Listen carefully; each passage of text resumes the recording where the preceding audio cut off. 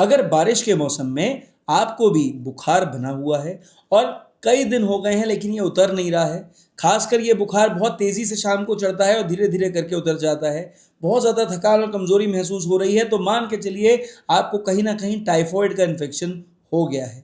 अब देखिए, बारिश के मौसम में टाइफॉइड का इन्फेक्शन होना बहुत लाजमी सी बात है, कॉमन है, बहुत सारे लोगों को परेशान करता है। अब ऐसी सिचुएशन में लोग क्या करते हैं, बहुत जल्दी जाके ना मार्केट से सिफेक्सिम जैसी कोई एंटीबायोटिक ले आते हैं और उसे खाना शुरू कर देते हैं पैरासीटामोल के संग में। एक बहुत कॉमन ट्रेंड है और ऐसे में मेरी आपसे रिक्वेस्ट है, कई बार पेशेंट की ये गलती उन पर भारी पड़ जाती है क्योंकि एंटीबायोटिक रेजिस्टेंस डेवलप हो जाता है।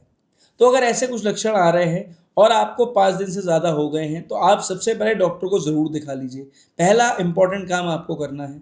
अगर नहीं दिखा पा रहे हैं या दिखाने से पहले टेस्ट कराने के इच्छुक हैं, तो भैया विडाल अगर करा भी लिया है तो टाइफीडॉट ज़रूर करा लो, क्योंकि विडाल क्लियर कट मार्कर नहीं है कि आपको टाइफॉइड फीवर हो रहा है।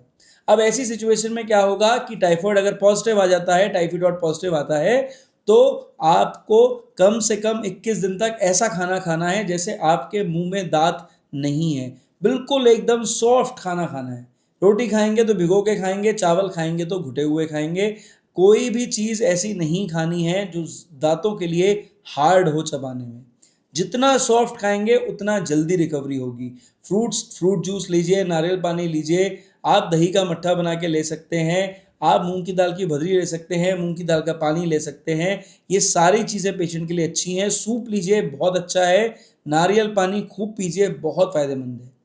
लेकिन एक बात ध्यान रखिए कि कई बार इतनी चीज़ें करने के बाद भी रिकवरी नहीं आती है, तो ऐसे में होम्योपैथी की एक दवा घर में ज़रूर रखें जिसका नाम है बैप्टीसिया 30। भाई देखिए, जो बैप्टीसिया 30 है ये एक आइडियल दवा है, खासकर बारिश के मौसम में टाइफॉइड इन्फेक्शन के लिए।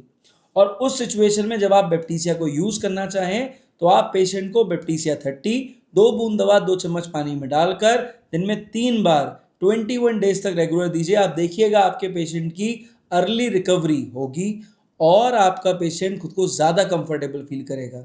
अगर इसे सही समय पे मैनेज नहीं करते हैं तो कई बार पेशेंट को 6-6 महीने तक बार बार रिकरेंट फीवर आता रहता है। तो अगर ऐसा चाहते हैं ना हो तो फ़ौरन इस रील को अभी के अभी सेव कर लें, मेरी बात समझ लें और दूसरों तक शेयर कर दें ताकि उनका भी कुछ भला हो सके।